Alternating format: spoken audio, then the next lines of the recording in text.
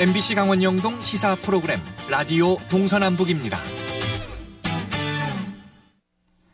강원도의 농업 분야 주요 현안들, 그러니까 고랭지 채소 문제라거나 정부에서 발표한 WTO 개도국 지위 포기 문제 등 중요하고 다양한 현안들이 산재해 있죠. 그런데 이런 현안들의 해결이 좀 미뤄지고 있는 것 같습니다. 고랭지 채소 토양 복원 예산은 내년도 본 예산이 올라가지 못하고 추경으로 미뤄졌고요. WTO 개도국 지위 포기와 관련한 대책도 아직 농민들의 의견 수렴을 위한 회의조차 열리지 않고 있습니다. 농민들의 마음은 답답하기만 한데요. 자세한 이야기 고랭지 채소 강원도 연합회 정덕교 회장께 들어보도록 하겠습니다. 안녕하십니까? 네, 안녕하십니까? 네, 먼저 고랭지 채소 이야기를 좀 해 주십시오. 올해도 배추 출하철에 배추값이 떨어져서 그냥 밭에 버리기도 했는데요. 사실 이런 일이 몇 해에 한 번씩 반복되고 있잖아요. 그럼 다른 작물로 바꾸거나 좀 작물을 다양화해야 하는 게 아닌가 싶거든요.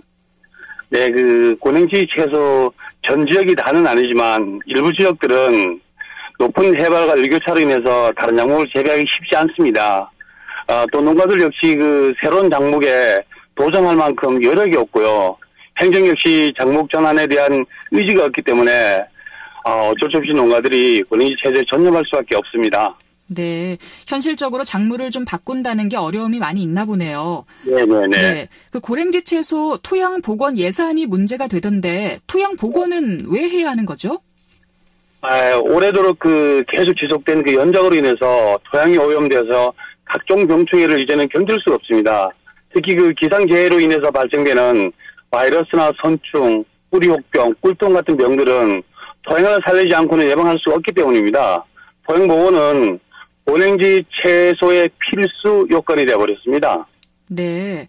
그럼 지금 이렇게 토양 복원이 반드시 필요한 상황인데 올해도 내년도 본 예산에 토양 복원 예산을 포함시키지 못하고 또 다음 추경으로 밀렸잖아요.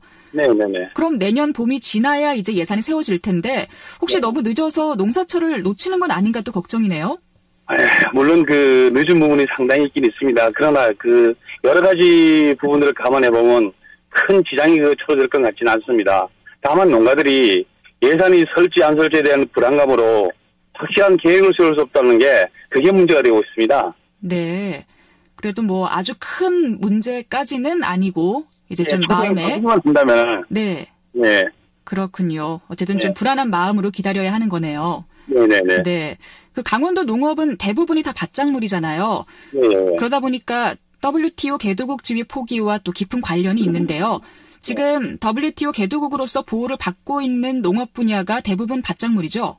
네, 그렇습니다. 네, 구체적으로 어떤 작물들이 보호를 받고 있고 또 개도국 지위가 없어지면 강원도 밭작물은 어떤 타격을 받게 되는지도 좀 궁금합니다. 예, 우선 지금까지 배추김치를 제외한 농산물들이 적게는 이제 150%에서 많게는 450% 정도의 관세로 수입되는 게 WTO 개도국 지위 포기 선언으로 인해서 또 다정한 협상을 통해서 앞으로는 낮은 관세 아니면 무관세로 들어오게 되겠죠. 농업 보조금 역시 없어지게 되고요. 그렇게 되면 속된 말로 농업은 끝이라고 봐야 됩니다.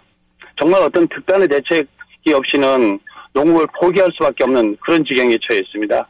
네, 농업은 끝이다라고까지 말씀을 해주셨습니다. 그런데 아직 강원도에선 이번 WTO 개도국 지위 포기에 대해서 별다른 대책을 내놓지 못하고 있거든요. 농민들의 의견 수렴을 위한 회의도 아직 안 열렸다고 하던데 이건 어떻게 된 일이죠? 정말 안타까운 일이죠. 지금 강원도가 농가 소득이 전국 꼴찌라는 불명예를 안고 있습니다. 한중 FTA가 타결되면서 가장 피해를 많이 보는 작물들이 밭작물이 되다 보니까 이런 일이 발생하게 되었는데요. 여기에 대한 대책도 전혀 없었고 또 개도국 지위 포기 선언에 대한 대책도 강구되지 않는다면 강원농업을 포기하자는 얘기겠죠. 정말 지금이라도 각계각층의 전문가들의 지혜를 모아서 특단의 대책을 강구해 나가야 할 그런 시기가 온 것 같습니다. 그렇군요. 네. 강원도 대표 작물인 감자의 경우도 가격이 안정되지 않아서 참 걱정입니다. 해마다 가격 등락 폭이 상당히 크잖아요. 네, 일정 이상 수익을 보장하면서 가격까지 안정화시킬 수 있는 좀 그런 방법은 없을까요? 모든 작물이 감자만 그런 게 아니고 다 그렇습니다. 정말 지금 말씀하신 것처럼 그렇게 가격 보장이 되면 얼마나 좋겠습니까? 제가 생각하기에는 정부나 농협이 농가들과 계약 재배를 확대해가지고 가격을 안정시키는 방법, 이게 아마 최선의 방법이 될 것이라고 생각하고 있습니다. 네. 자, 그럼 마지막으로 강원도의 농업 정책은 앞으로 어떻게 하면 좋을지 도 당국에 조언을 좀 해주신다면요? 글쎄요. 제가 생각하기에는 강원도는 수도작이 30% 정도이고 밭작물이 한 70% 정도 됩니다. 늘 그 중앙정부의 쌀 축산 위주의 정책에서 벗어나지 못하다 보니까 전국 농가소득 꼴찌라는 불명예도 안고 사는데, 이제는 강원도는 밭이 70% 된다는 점을 감안해서 강원도만의 농업 정책을 새롭게 만들어야 된다고 생각합니다. 또 농업 예산 역시 전체 예산의 10% 이상 올려줘야 된다고 생각합니다. 농업 예산 증액은 농가 소득하고 직결되기 때문입니다. 정말 이제라도 도정이 농업을 깊이 생각하고 제대로 인식해가지고 우리 농업인들에게 어떤 희망의 끈을 건네줄 수 있는 그런 계기를 만들어줬으면 하는 바람입니다. 네, 알겠습니다. 농민들의 어려움이 이렇게 눈에 보이는데 대책과 정책이 많이 부족한 상황이네요. 농가소득 전국 꼴찌를 좀 빠르게 벗어날 수 있기를 바라겠습니다. 고맙습니다. 자, 동서남북 세상보기 고랭지채소 강원도 연합회 정덕교 회장과 함께 이야기 나눴습니다. 고맙습니다. 네.